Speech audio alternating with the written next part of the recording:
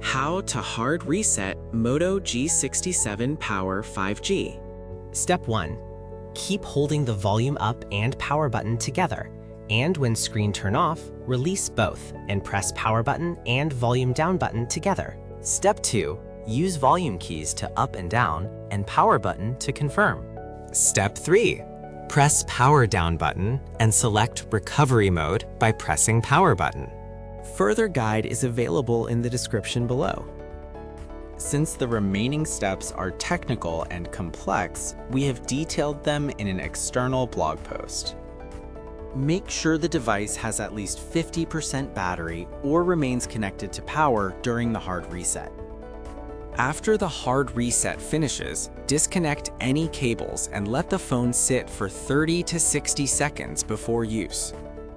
Open the link in the description to continue and finish the hard reset process.